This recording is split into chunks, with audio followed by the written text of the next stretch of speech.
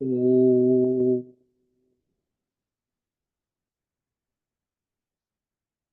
नमो भगवते वासुदेवाय।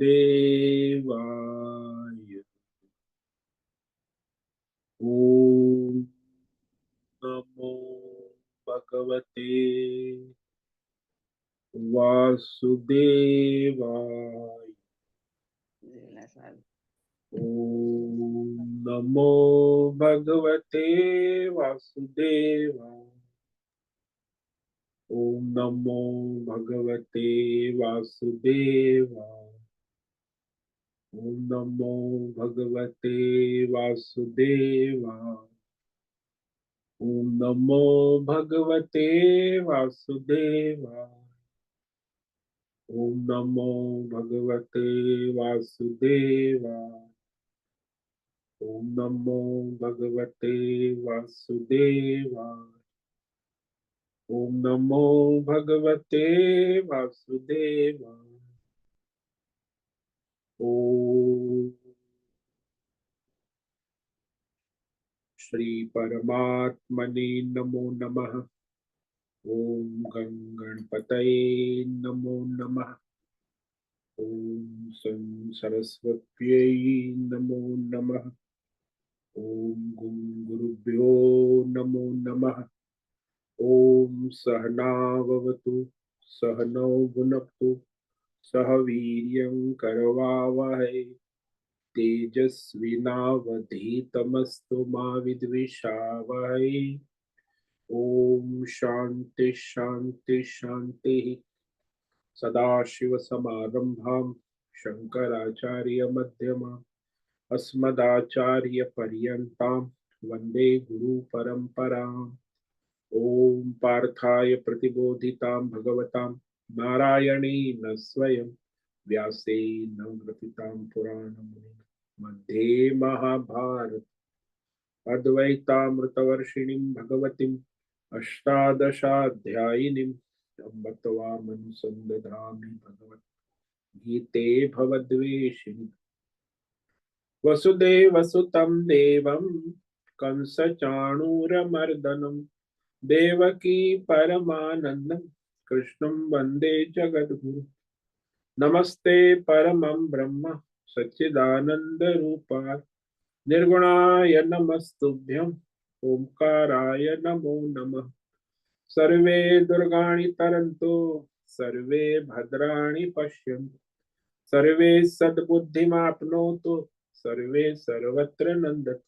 ओम तत्सत। ओम ओम ओम। आप सभी ऑनलाइन नेटवर्क पर उपस्थित भगवद गीता श्रवण साधकों को आज ऋषिकेश से हमारा प्रातः का अभिवादन अभिनंदन अभिवंदन।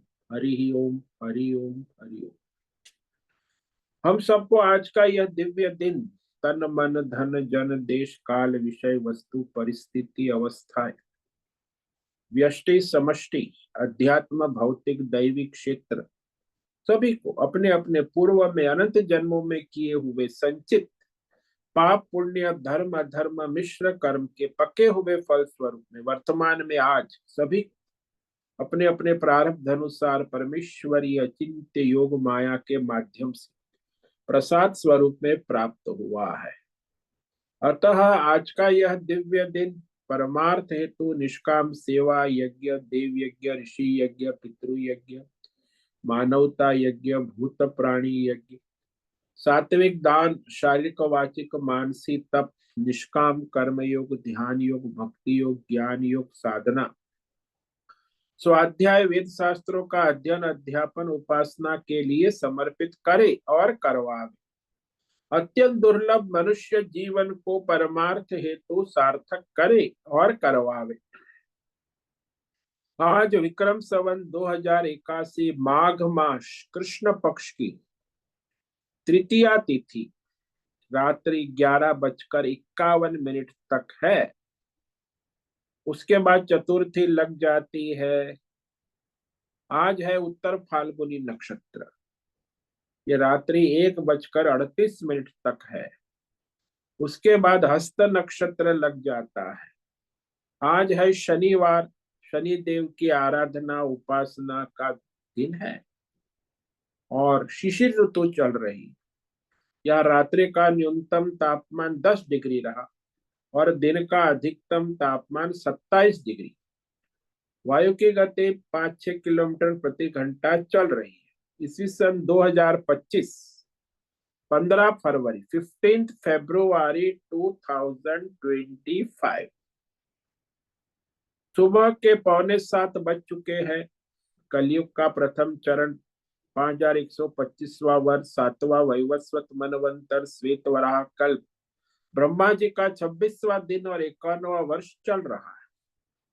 तो ऐसे अनंत कोटि ब्रह्मांडीय परमेश्वरी अचिंत्य योग माया में हमारा यह एक ब्रह्मांड, इस ब्रह्मांड में ये पृथ्वी लोक में समुद्र के ऊपर जम्बू द्वीप में विश्व का एकमात्र वैदिक राष्ट्र भारत में उत्तर हिमालय प्रांत में उत्तराखंड राज्य टिहरी जिले में हिमालयन शिवालिक पर्वतमाला के अंतर्गत मणिकुट पर्वत के ऊपर नीलकंठ महादेव के सामने ऋषिकेश नगरी में मुनि की रेती प्रांत में शीशम जाड़ी में अवधूत बाड़ा आश्रम के सी ब्लॉक के पहले माले से 5 नंबर कमरे से गंगा किनारे से हम स्वामी उत्तमानंद सरस्वती भगवद गीता के आचार्य शिष्य स्वामी चिन्मयानंद सरस्वती महाराज चिन्मय मिशन कैवल्याद्वैत वेद व्यास भगवत पाद शंकराचार्य की श्रृंगेरी संन्यास परंपरा से शिक्षित दीक्षित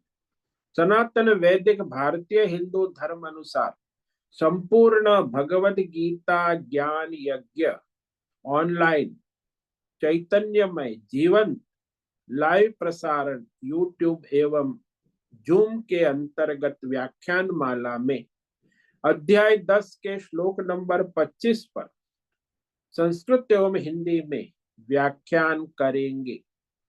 दिव्य पवित्र सरल व्यावहारिक सटीक पूर्ण वर्ण अक्षर पद वाक्य पंक्ति श्लोक अध्यायों की संगति संधि अन्वय शब्दार्थ वाक्यार्थ भावार्थ रहस्यार्थ के यथार्थ तात्पर्य सहित वैदिक शास्त्र वेदव्यास साहित्य शंकर भाष्य एवं परंपरागत सन्यासी आचार्यों की टीका टिप्पणी सहित आज का यह भगवद गीता व्याख्यान करेंगे। कृपया आप सभी श्रद्धा भक्ति ध्यान से परिपूर्ण होकर के यह दिव्य श्रवण साधना करें। इसमें से कुछ ग्रहण करे, कुछ धारण करे, कुछ अपने जीवन में चरितार्थ करे और उसमें निरंतरता लाए। अपनी अपनी आध्यात्मिक भौतिक दैवी अशांति द्वंद्व मोह विक्षेपों से रहित होकर के अधार्मिक अशास्त्रीय अपरंपरागत भ्रम भ्रांतियों से रहित होकर के अपने अपने शरीर इंद्रिय प्राण मन वचन कर्म और बुद्धि से एक रूप एकाग्र होकर के शुद्ध सात्विक सूक्ष्म भगवत विवेक करे। वेद शास्त्र एवं आचार्य परंपरा अनुसार विवेक करे और करवावे। पुनः पुनः इस व्याख्यान का श्रवण करे, मनन करे, चिंतन करे, लेखन करे, चर्चा विचारणा करे, प्रचार प्रसार करे, लिंक भेजे, ग्रुप में शेयर, अपना और सबका परम कल्याण करे और करवावे। ओम तत्सत। ओम ओम ओम। तो कल हमने श्रीमद् भागवत गीता अध्याय 10 के श्लोक नंबर 23 और 24 पर विवेक विचार किया था, जिसमें भगवान ने अपनी दिव्य सगुण विभूतियों का निरूपण किया उपासनीय। तो उसने जो है 23वें श्लोक में रुद्राणाम शंकरश्चास्मि वित्तेशो यक्ष रक्षसाम वसुनाम पावकश्चास्मि मेरु शिखरिणामहम्। तो इंद्रियों को चलाने वाले जो 11 रुद्र है देवता एकादश, तो उसमें जो है मन के देवता है शंकर, मंगलमय है, शिव कहते हैं। तो वह भगवान की सगुण विभूति उपासनीय अर्चनीय वंदनीय पूजनीय तो यह उपासना शंकर की करते हैं ना, ये शंकर देवता है। जो शिव जी है वो अलग है, ये अलग है, दोनों में फर्क है। वो शंकर जो शिव जी को कहते, वो शिव, वो भी परमात्मा है, लेकिन ये जो है विभूति, दिव्य विभूति है। तो सगुण साकार। और यक्ष रक्ष शाम वित्तेश, जो लोग धन का जमा करने वाले हैं, धन का भोग करने वाले हैं और धन का दान करने वाले, तीन प्रकार के लोग होते हैं। इसमें कहा जो धन का दान धर्म सबके हित के लिए विनियोग करते हैं, ट्रस्टी, वो भगवान की विभूति है। तो जो भोग करने वाले होते हैं वो रजोगुणी होते हैं। जो संग्रह करने वाले होते वो तमोगुणी होते हैं। और जो धन का विनियोग करने वाले हैं वो सत्व गुणी होते, धर्मात्मा। तो ये वित्तेश कुबेर, वो वास्तव में धन का स्वामी है। और वसु नाम पावकश्चास्मि, 8 वसु है जिसमें सारा संसार, सभी जीव निवास कर, वसती इति वसु, निवास। तो वसु से ही निवास शब्द आया, जिसमें सब निवास कर। तो सबसे पहला तो हम लोग पृथ्वी पर निवास करते, पृथ्वी वसु। फिर आयु हमारी, उसमें हम निवास करते हैं। जन्म से मरण के बीच में जो आयु है वो भी वसु है। और प्रकाश, सूर्य का प्रकाश, ये भी वसु है। और जो हम प्रसन्नता प्राप्त करते जीवन में, वो प्रसन्नता, ये भी वसु है। और ऑक्सीजन, प्राणवायु, हम निरंतर प्राण चलते हैं क्योंकि प्राण में हमारा निवास है, प्राण भी वसु है। और अग्नि का तेज है, वो भी वसु है कि हमारे बॉडी का टेम्परेचर, तेज। और सुबह का समय, ब्रह्म मुहूर्त, प्रभात, सूर्योदय का समय, सिर्फ सूर्योदय से पहले का समय। और प्रकाश, तेज, तो जिसमें हम रहते। अभी देखो, बिना तेज के, बिना प्रकाश के आप कैसे कर सकते हैं कुछ? कि हम, बिजली का प्रकाश है, उसमें सब रहते हैं, प्रकाश में रहते, अंधकार में कोई नहीं रहता। तो ये वसु है, उसमें जो अग्नि है वो विशेष है। तो अग्नि के द्वारा मनुष्य जो है उसे तेज भी मिलता है, प्रकाश मिलता है, और भय से भी मुक्त कराती है। ये भगवान क्या ही सगुण विभूति है अग्नि। इसलिए हमारे यज्ञ में अग्नि देवता की उपासना, कोई भी यज्ञ करो अग्नि देवता के द्वारा ही सिद्ध होता। और पर्वतों में मैं सुमेरु पर्वत, सबसे ऊंचा पर्वत जो है हिमालय, उसमें माउंट एवरेस्ट जिसको कहते हैं, 19,009 फीट ऊंचा है। वह चमकने वाला है, सूर्योदय सूर्यास्त, बर्फीला पर्वत। ये भगवान की सगुण साकार विभूति है। और फिर आगे विभूति कहते, श्लोक नंबर 24 में, पुरोधशाम च मुख्यम माम विद्धि पार्थ बृहस्पतिम सेनानीनामहं स्कंद सरसामस्मि सागरः। तो पुरोहितों में जो मुख्य है, देवता के पुरोहित, देव गुरु बृहस्पति, ये भगवान की विभूति सगुण। भगवान कहते पार्थ, मैं सेनापतियों में स्कंद, शिव जी के ज्येष्ठ पुत्र कार्तिकेय, जिन्होंने तारकासुर राक्षस का वध किया था, वह भगवान की सगुण विभूति कहे। सरसामत में सागर, सरोवर बहुत सारे, सरस यानी सरोवर, तो उसमें जो सबसे बड़ा सरोवर पृथ्वी में है वो है सागर, समुद्र। 3/4 हिस्सा इस समुद्र में पृथ्वी का है। तो यह भगवान का साक्षात प्रकट स्वरूप विभूति है और उपासनीय है। अब आगे और विभूति भगवान कहते, तो यहां तक भगवान ने 15 विभूति कह दी अपने। अब आगे 16वां, 4 आगे के श्लोक में और 4 विभूति कहेंगे। श्लोक नंबर 25। महर्षिणाम भृगुरहम गिरामस्मेकमक्षरम यज्ञानाम जप यज्ञोस्मि स्थावराणाम हिमालयः। तो और 4 विभूति भगवान कह रहे इस 25वें श्लोक में। उसमें पहला, अहम महर्षि राम भृगु। जितने भी ऋषि मुनि बहुत है ना, हमारे हजारों है महर्षि ऋषि, उसमें सबसे श्रेष्ठ जो है भृगु ऋषि। भृगु ऋषि भगवान की सगुण विभूति में गिना भगवान ने।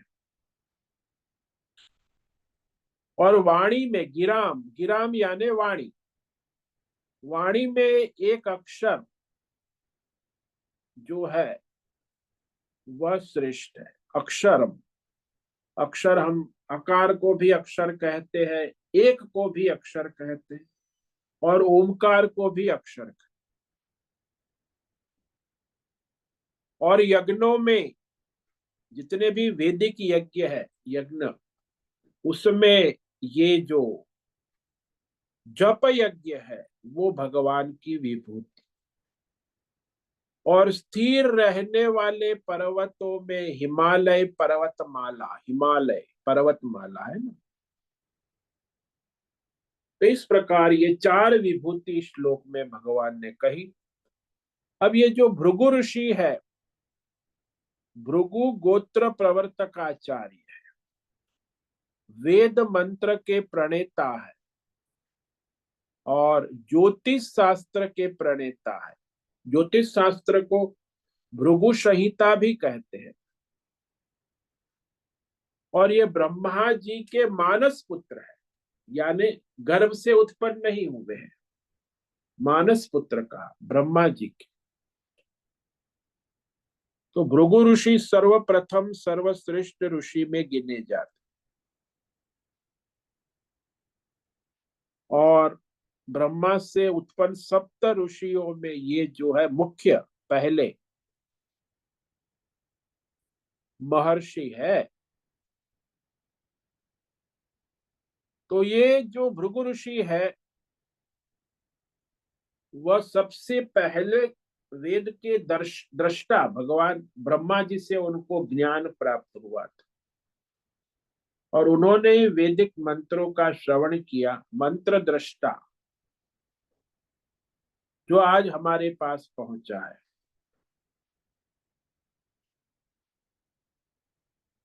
तो भृगु जो है, शक्ति इतनी थी कि स्वयं सभी ब्रह्मा विष्णु महेश की परीक्षा करने के लिए चले गए।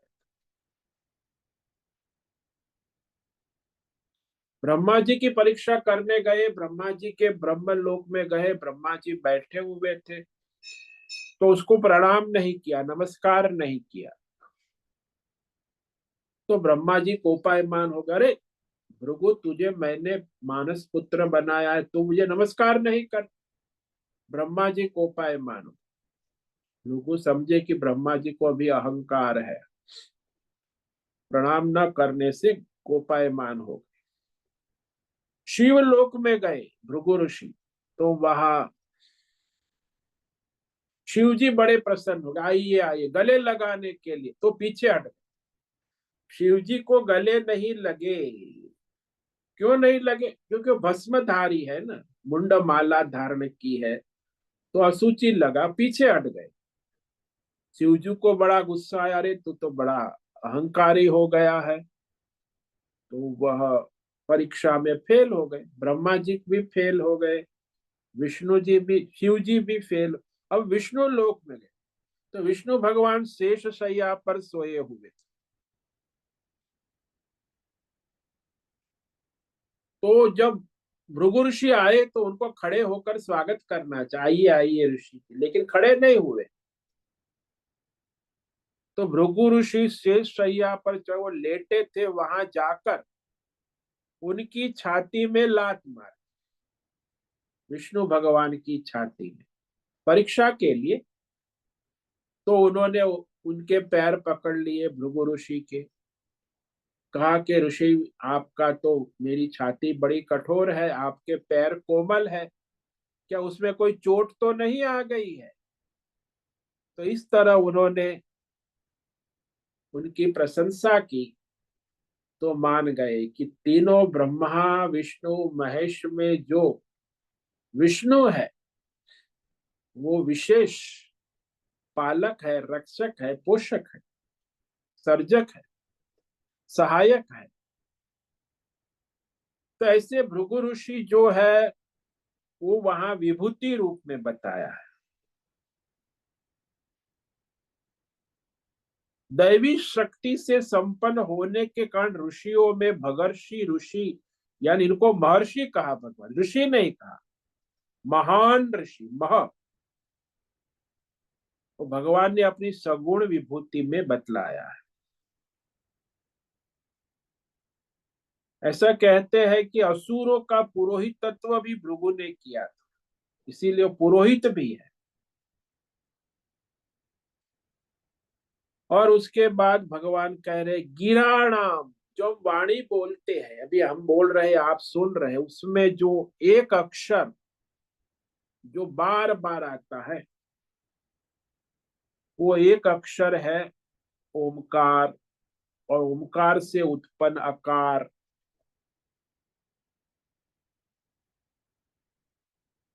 तो ये जो संख्या में देखा जाए तो एक है वो भी अक्षर,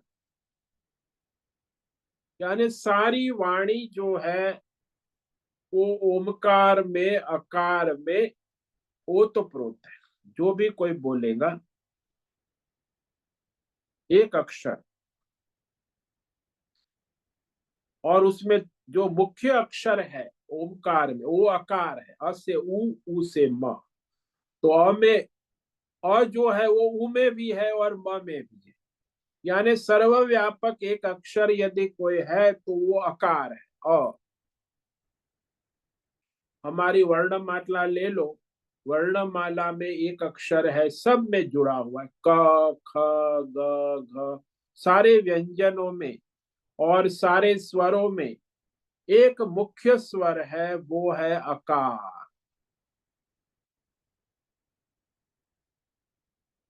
तो वह भगवान की विभूति है, भगवान सर्वव्यापक विभूति है, वाणी में व्यापक है, अकार के बिना वाणी हो ही नहीं सकती। और दूसरी संख्या गणित में देखो, ज्योतिष में देखो, एक संख्या है, सब संख्या उसमें व्याप्त है। एक में एक जोड़ो तो दो हो गया, दो में एक जोड़ो तो तीन हो गया, तीन में एक जोड़ो तो चार हो गया, चार। तो सारी संख्या की उत्पत्ति का मूल आधार एक है,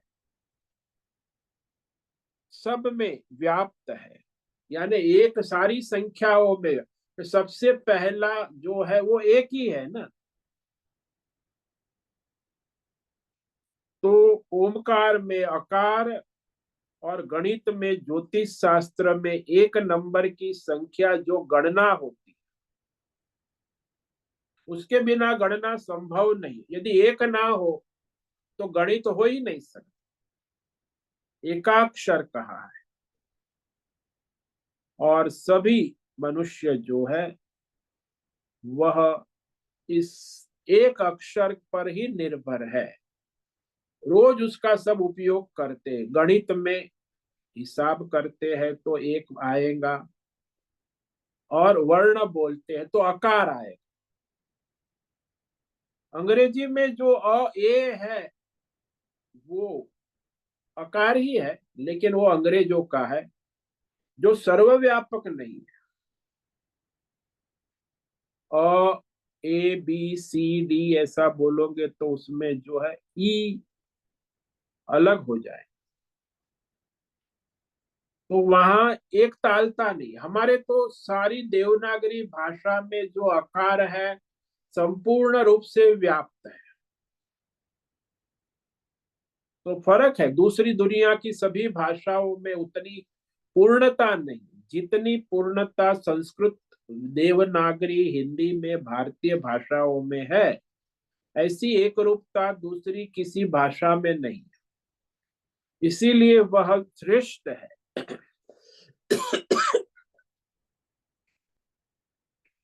तो इस तरह ये जो अक्षर का तीन अर्थ हो गए, एक तो ओमकार, दूसरा अकार, और तीसरा, तीनों भगवान की विभूति। आप ओमकार की उपासना करो वो सगुण विभूति है, आप आकार की उपासना करो वो भी सगुण विभूति है, और आप एक ही परमात्मा है, वो विभूति है, भगवान का स्वरूप, केवल एक, सब में व्याप्त।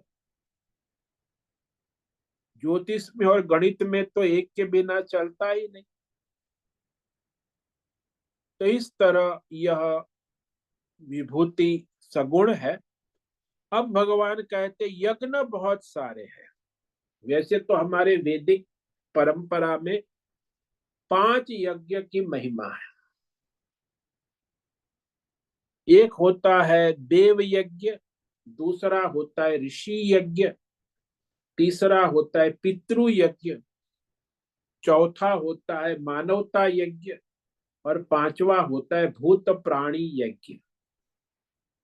इसी को यहाँ कहते हैं कि जो हम यज्ञ, पूजा पाठ, देवताओं की अग्नि आहुति देते वो देव यज्ञ है। जो हम वेदों का अध्ययन करते हैं, शास्त्रों का अध्ययन करते वो ऋषि यज्ञ है, रोज अध्ययन करना। और पितरुओं के निमित्त जो हम तर्पण करते, दान करते हैं, परोपकार धर्म कर्म करते, वो पितृ यज्ञ है। पितृ परंपरा का पालन करना, पितरुओं के आदेश का पालन करना, पितरुओं के निमित्त यज्ञ दान तप करना, ये पितृ यज्ञ है, प्रतिदिन करना होता। और जो मानवता की सेवा, अतिथि सेवा, मानवता की सेवा, ये यज्ञ है। और एक है भूत बलि यज्ञ, यानी जो आसपास पेड़ पौधे पशु पक्षी प्राणी है उनको मदद करना। भाई पेड़ पौधे को जल चढ़ाना, पशु पक्षियों को दाना देना, तो प्राणियों को खाना पीना देना, ये सारा यज्ञ है। और ऐसे बहुत सारे यज्ञ वेदों में शास्त्रों में कहे गए हैं। लेकिन कहा इतने सारे यज्ञ है, सब प्रकार के यज्ञों में भगवान कहते जप यज्ञ मेरी विभूति, यानी जप यज्ञ को भगवान ने सर्वश्रेष्ठ।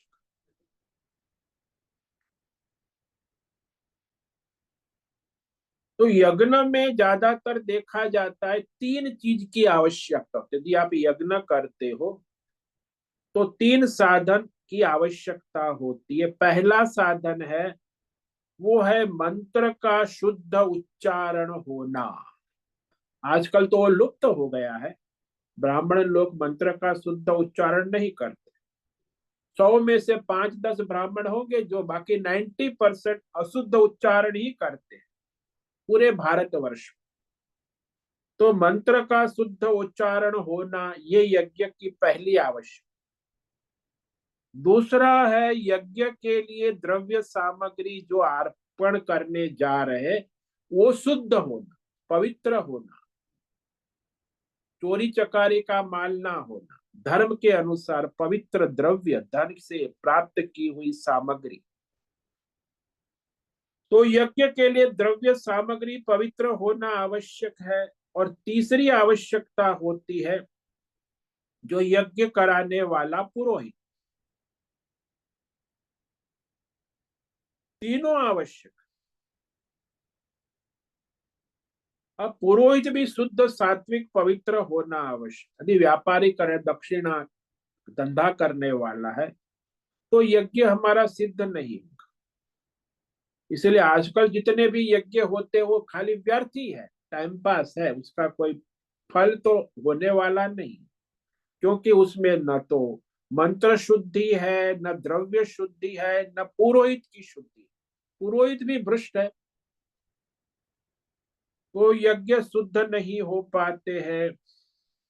पूजा पाठ कर्म कांड करते लेकिन कहते कुछ फर्क नहीं पड़ता, वैसा का मंत्र का शुद्ध उच्चारण होता, फूल चंदन आदि द्रव्य चढ़ाया वो भी शुद्ध होना चाहिए, तो किसी देवता के उद्देश्य से अर्पित किया जाता है, ये भी आवश्यक है।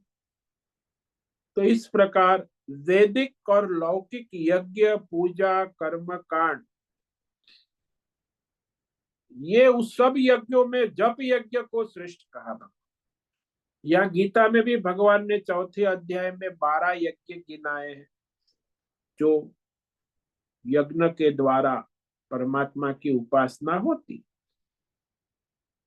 लेकिन जितने भी लौकिक यज्ञ है, वैदिक यज्ञ है जो आज होते, अभी वहां भी कुंभ मेले में भी बहुत यज्ञ हो रहे हैं, वैदिक यज्ञ लौकिक यज्ञ, लेकिन इस सारे यज्ञों में जप यज्ञ की सर्वश्रेष्ठता है। जप यज्ञ क्यों श्रेष्ठ है? क्योंकि इसके अंदर एक तो किसी हिंसा नहीं, किसी प्राणियों की हिंसा, क्योंकि यज्ञ करोगे अग्नि प्रकट होगी तो हिंसा होगी, और द्रव्य सामग्री की कोई आवश्यकता नहीं। जप यज्ञ में बस एक माला चाहिए और कुछ सामग्री नहीं चाहिए, अग्नि की भी आवश्यकता नहीं है, सामग्री की भी आवश्यकता नहीं है, पुरोहित की भी आवश्यकता नहीं है, और वह जो यज्ञ है उसमें जिसको अर्पण करना है वो देवता की भी आवश्यकता है, तो यज्ञ करने के लिए देवता भी होना आवश्यक है।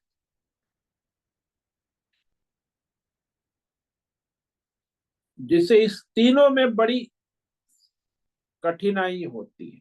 द्रव्य की शुद्धि आज के जमाने में कठिन है, और मंत्र शुद्धि भी कठिन है, और देवता जिसके निमित्त हम अर्पण कर रहे हैं, तो देवताओं का ज्ञाता पुरोहित भी मिलना मुश्किल है, सावधान। क्योंकि अधिकतर जो द्रव्य पदार्थ है वह उसमें दोष की संभावना रह जाती है। अब मानो कि कोई बड़ा यज्ञ करते हो तो उसमें तो भाई बड़े देवता है और बहुत सारे पुरोहितों की आवश्यकता हो, तो उसमें भी ये सामग्री उच्चारण और देवता सब ठीक होना आवश्यक, तभी वो यज्ञ ठीक से संपन्न होता। कई बार उसका विरोध भी लगता है, यानी कि उसका जो मनुष्य कर रहा है उसका प्रतिकूल प्रभाव पड़ता है यज्ञ का, यदि ठीक से नहीं हुआ है, अनिष्ट भी हो जाते हैं यज्ञ में जो खामियां गलतियां होने से। ये बहुत बड़े ऋषि थे, तो उन्होंने अपने पुत्र कामेष्टि यज्ञ, ये बड़ा यज्ञ होता है पुत्र कामेष्टि, बड़े बड़े पुरोहितों को उन्होंने बुलाया, पुत्र कामेष्टि यज्ञ। तो उसी में जो पुरोहित थे, बहुत सारे वेद पाठ करने वाले, साम वेद पाठ करने वाला एक पुरोहित था, वृद्ध हो गया था, खांसते रहता था, तो बूढ़ा था। तो वह उसको बड़ा, ऋषि जानकार थे ना कि अरे ये पुरोहित ठीक से नहीं मंत्र उच्चार कर रहा है, यज्ञ में बाधा उत्पन्न हो रही है, तो वो स्वर भंग होता है, मंत्र उच्चारण ठीक से नहीं हो रहा है। हाँ, बुढ़ापे के कारण वो खांसता था बीच बीच में, बुढ़ापा है ना। तो उस ऋषि को बड़ा क्रोध आया कि पुत्र कामेष्टि यज्ञ करता हूं और ये देखो खांस रहा, यज्ञ में त्रुटि रहेगी तो यज्ञ का फल नहीं मिल पाएगा, यज्ञ में बाधा हो रही। यजमान ऋषि ने उसके सामने देखा, कहा कि अरे ओ पुरोहित जी, तुम क्या कर रहे हो? तुम्हें पता है ये पुत्र कामेष्टि यज्ञ कर रहा हूं, इसमें तुम खास रहे हो, ठीक से उच्चारण नहीं कर रहे हो, स्वर भंग कर रहे हो। उसने कहा, अरे भाई मैं बूढ़ा हो गया हूं, मेरा शरीर, मैं बूढ़ा नहीं हुआ, मेरा शरीर वृद्ध हो गया है, तो उसमें खांसी आती है, मैं कहां से रोकूंगा, स्वर भंग भी हो जाता। तो ये छोटी सी बात है, इसमें आप इतना क्रोध क्यों कर रहे हो? और ऋषि ने कहा, जाओ। उस बूढ़े पुरोहित ने कहा कि जाओ, तुम्हें यज्ञ तो सिद्ध होगा, तुम जिस पुत्र के लिए कामना कर रहे हो, लेकिन वो पुत्र गूंगा होगा। यजमान ऋषि हाथ जोड़कर उनसे प्रार्थना कर, अरे पुरोहित जी, कुछ तो दया करे, क्या होगा, गूंगा किस काम का पुत्र? तब उसने कहा कि ठीक है, तुम्हारा पुत्र जो है वो 12 साल के बाद बोलने लगेगा। ये सारा समस्या है। जो यज्ञ करने वाले में यजमान की भी गलती होती है तो भी समस्या खड़ी हो जाती है, पुरोहित की गलती हो तो, देवता में भी गलती होती है तो भी समस्या खड़ी हो, सामग्री अशुद्ध है तो भी समस्या खड़ी हो, मंत्र उच्चारण गलती करता, आजकल तो यही हो रहा है, इसलिए कोई यज्ञ ज्यादातर 90% सिद्ध नहीं होते, खाली बस टाइम पास हो जाता है समय। लेकिन जो यज्ञ में विशेष सावधानी और शुद्धि की आवश्यकता हो, लेकिन जब यज्ञ में ये कोई आवश्यकता नहीं है, आप जप करने बैठे, आपके इष्ट देवता है, आपकी माला है, आप कभी भी जप कर सकते हैं, कहीं भी जप यज्ञ कर सकते। लेकिन एक बात है, जप यज्ञ करते समय तुम्हें ये सावधानी रखनी होगी कि आपके मन वचन कर्म शुद्ध होना चाहिए, ये आवश्यक है। यदि आप अधर्म करते हैं, आपकी वाणी अशुद्ध है, आपके मन में अशुद्धि है, तो आपका जप यज्ञ काम नहीं करे। मानो कि तुम जप कर रहे हो, झूठ बोल रहे हो, अधर्म बोलते हो, वाणी अपवित्र है, और अपवित्र वाणी से आप जप करते हो, तो वो आपके जप को अपवित्र वाणी दूषित कर देती। जप में सिद्धि के लिए मन वचन कर्म तीनों की पवित्रता आवश्यक, यानी आप में अधर्म अपवित्रता न होना आवश्यक, तभी वो जप कार्य कर। आजकल तो सब लोग जप करने लग, पहले आप धर्मात्मा हो, आपकी वाणी शुद्ध हो, आप क्या मन शुद्ध हो, आपका कर्म शुद्ध हो, धर्मात्मा हो, तब जाके। अधर्म व्यवहार, अशुद्धि, झूठ बोलने से या फिर बुराई करने से या फिर चिंतन लोगों का बुरा करने से जो मनुष्य दूषित होता है, उसके जप सार्थक सफल नहीं होते। यहाँ भी शुद्धि आवश्यक। कोई भी जप करने बैठ जाता है, लेकिन वो मन वचन कर्म में शुद्धि होना आवश्यक है, धर्मात्मा पवित्रता होना। तो जप अभ्यास जो है सार्थक होता है, संभव है, तो वह जो सारा कार्य है सरलता से हो जाता। हालांकि बाह्य यज्ञों से यहाँ केवल मन वचन कर्म की शुद्धि आवश्यक है, वहां तो मंत्र सामग्री पुरोहित देवता सबकी शुद्धि आवश्यक, वहां परतंत्रता है।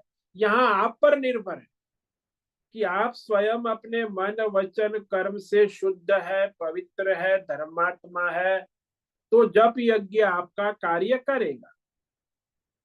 स्वयं की कर्म वाणी इंद्रिय मन बुद्धि की शुद्धि पवित्रता पर निर्भर है, तो यह यज्ञ है वो आपका कल्याण अवश्य करेगा। तो इस तरह ये विभूति है जप यज्ञ। अब जप यज्ञ के बाद भगवान ने कहा स्थावराणाम हिमालयस्मि। स्थावर का मतलब है जो स्थिर रहने वाला है, जो चलता फिरता नहीं है, स्थिर रहता है। और संसार में जो पृथ्वी के प्रारंभ, सृष्टि के प्रारंभ से जो स्थिर है, वो स्थिर रहने वाला हिमालय पर्वतमाला है। हिमालय का मतलब है यह सारी पर्वतमाला ले लेना कि भारत के उत्तर सीमा में अफगानिस्तान से लेकर ब्रह्म देश तक 3000 किलोमीटर लंबी चौड़ी हिमालय पर्वतमाला है। इसमें आजकल तो 40% तो वहां चला गया है, चाइना वालों ने हिमालय ले लिया है। 20% नेपाल है, ब्रह्म देश है अफगानिस्तान में। अभी भारत में केवल 30% हिमालय भारत के अंदर है। तो इस तरह यह जो सारा हिमालय पर्वत है वह स्थिर रहता। स्थिरता में मुख्य कारण है वजन। तो वजन है तो हिमालय का वजन सबसे ज्यादा। पृथ्वी में जितनी भी चीजें हैं उसमें सबसे ज्यादा वजन किया जाए तो हिमालय। कवि कालिदास ने लिखा है कि संसार को तोलने वाला वजन जो है वो हिमालय, पृथ्वी पर अत्यंत सबसे भारी। उससे ज्यादा कोई स्थिर या भारी विषय नहीं। स्थिर भी है और वजन में भारी है, इसीलिए वो विभूति रूप में भगवान ने कहा। तो यहाँ यह ख्याल रखना, विशेषता बताई। विशेषता का निर्धारण इस तरह होता है कि भगवान उसे अपने स्वगुण विभूति रूप में कह रहे। को जिन कारणों से विशेषता है, इसमें दो मुख्य कारण है। एक तो वजन और वह भारी चीज, और स्थिरता। स्थिर है, कभी चलता नहीं, कहीं जाता नहीं, आता जाता। स्थिर और भारी होने से वह विभूति। तो इस तरह आज हमने जो है ये चार विभूतियों पर विवेक विचार किया। अब आगे जो श्लोक नंबर 26 में और 20, 21, 22, 23 चार विभूति भगवान कहेंगे, उस पर हम कल विचार करेंगे। तो आज संक्षेप में देखते हैं। अश्वत्थ सर्ववृक्षाणाम देवर्षीणाम च नारदः गंधर्वाणाम चित्ररथः सिद्धानाम कपिलो मुनिः। भाई हजारों लाखों वृक्ष है। सारे वृक्षों में जो भगवान की विभूति है वो है पीपल का वृक्ष, अश्वत्थ, जिसकी हम लोग पूजा करते हैं। सनातन धर्म में पीपल विष्णु का प्रकट स्वरूप माना जाता, नारायण रूप। और देवर्षियों में नारद मुनि परमात्मा की विभूति है, सगुण विभूति, ज्ञान के दाता है और संसार की समस्याओं का समाधान कर भगवान के नाम के प्रचारक है। नारायण नारायण नारायण। सबसे बड़े पत्रकार है, प्रचारक है, मार्गदर्शक है, ज्ञाता है, ज्ञानदाता है। इसीलिए देवर्षि नारद भगवान की प्रकट सगुण विभूति में उपासनीय है, अर्चनीय है, वंदनीय है, पूजनीय। और फिर कहा गंधर्वाणाम चित्ररथ। गंधर्वों में एक गंधर्व था। हालांकि गंधर्व यानी गाने बजाने वाले जो होते हैं, देवलोक में गाने बजाने वाले गंधर्व बहुत होते हैं, पूरी ऑर्केस्ट्रा होती है। विश्वासु, तुम्बरु, हा हा हु बहुत सारे। लेकिन उसमें ये जो चित्ररथ है वो भगवान शिव जी का भक्त था। वो ज्यादा गाने बजाने में तो था अच्छा, लेकिन वो भगवान शिव जी की आराधना, उसने ही तो महिम्न स्तोत्र की रचना की है ना। महिम्न पारम ते परम विदुषो, ये जो महिम्न स्तोत्र हम लोग गाते हैं वो ये चित्ररथ ने गाया है। भगवान शिव जी की आराधना करता, इसीलिए उसको यहाँ भगवान की विभूति में ले ली। लेकिन ज्यादातर गंधर्व लोग केवल गाने बजाने वाले ही होते, भगवान की भक्ति करने वाले बहुत कम होते। और सिद्धों में जो सिद्ध मुनि होते ना, उसमें कपिल मुनि को भगवान ने अपना विभूति रूप में गिना। कपिल मुनि जो सांख्य योग प्रकृति पुरुष के शास्त्र के प्रणेता है, तो जन्म से ही उसमें धर्म ज्ञान वैराग्य ऐश्वर्य सारी सिद्धि जन्म सिद्ध हो, उसको सिद्ध कहते, जन्म से ही सिद्ध है। वो बाद में साधना करके सिद्धि प्राप्त नहीं कर, जन्म सिद्ध कपिल मुनि, वो भगवान की विभूति। कपिल का मतलब है भूरा बादामी रंग जिसका है वो ऋषि है। इस पर हम कल विचार करेंगे। तो आज जिस श्लोकों पर हमने विचार किया, ये जो श्लोक नंबर 25, जिसमें भगवान चार विभूति कहते, महर्षिणाम भृगुरहम गिरामस्मेकमक्षरम यज्ञानां जप यज्ञोस्मि स्थावराणाम हिमालयः। तो ऋषि मुनियों में जो महर्षि है सबसे श्रेष्ठ, जिसको भृगु ऋषि कहते, जो वेद मंत्रों के प्रणेता है, जो गोत्र प्रवर्तकाचार्य, जो हम आजकल गोत्र कहते हैं, वो गोत्र प्रवर्त ज्योतिष शास्त्र के प्रणेता है और ब्रह्मा जी के मानस पुत्र है। इसलिए भृगु ऋषि जो है वह ऋषियों में सर्वश्रेष्ठ विभूति है। 7 ऋषि है ना, सप्तर्षि में सर्वश्रेष्ठ, तो वह भगवान की विभूति पूजनीय अर्चनीय वंदनीय। और फिर कहा वाणी, जो हम बोलते हैं, मनुष्य वाणी बोलता है, कोई भी भाषा दुनिया की बिना आकार के नहीं हो सकती। और दुनिया की सर्वश्रेष्ठ वाणी जो कोई है तो संस्कृत देवनागरी, उसमें जो मुख्य एक अक्षर है वो अकार है। ये आकार भगवान का ही स्वरूप है।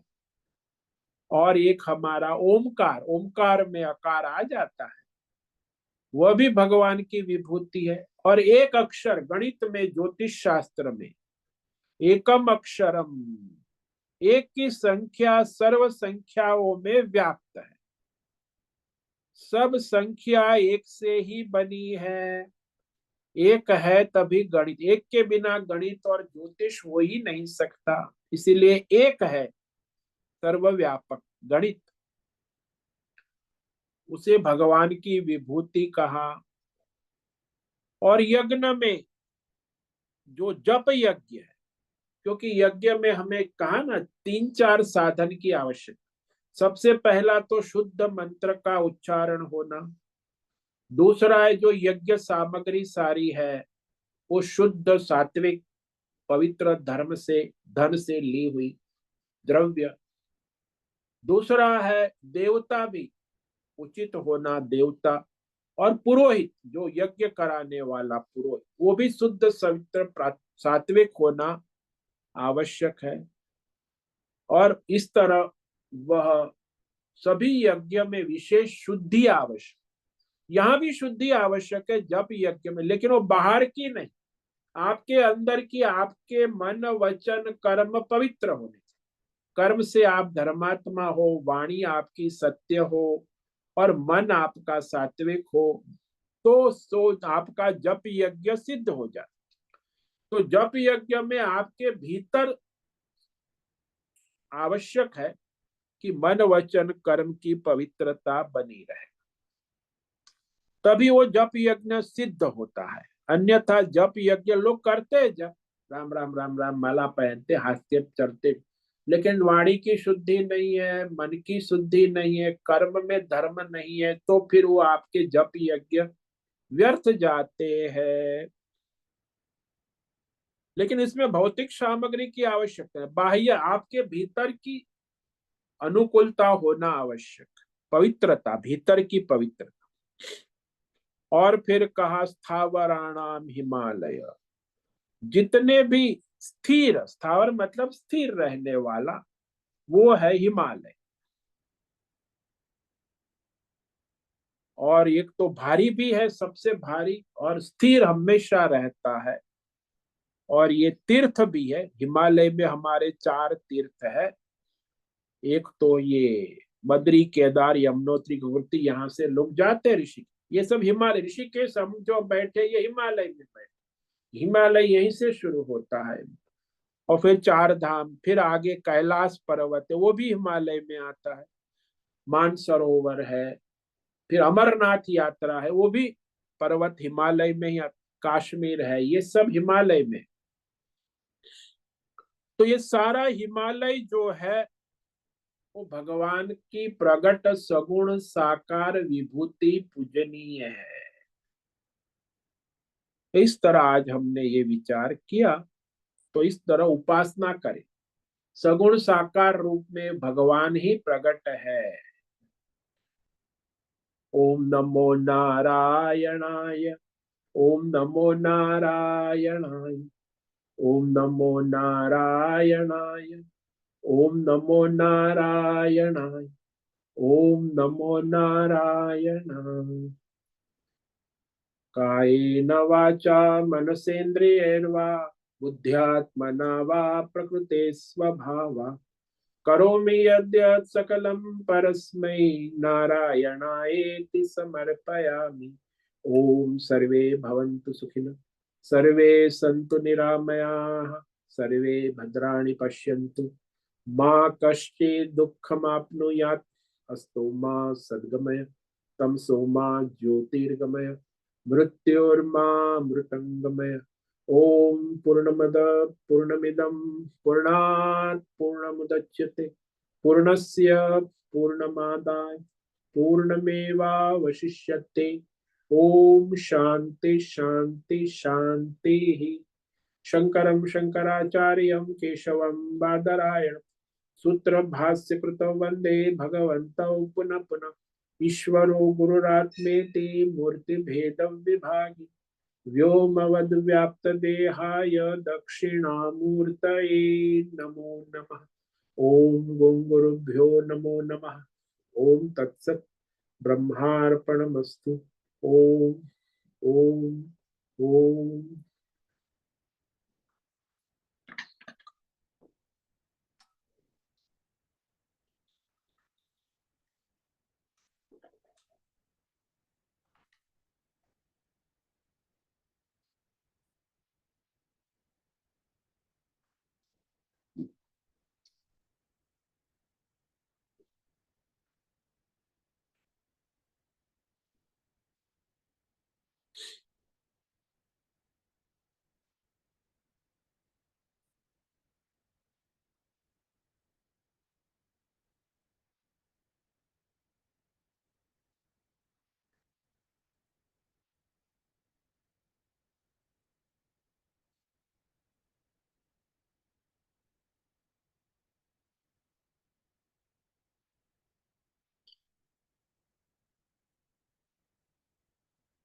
अभी प्रश्नोत्तरी के लिए समय है, कोई भी साधक प्रश्नोत्तरी करना चाहे अभी प्रश्नोत्तरी कर सकते हैं।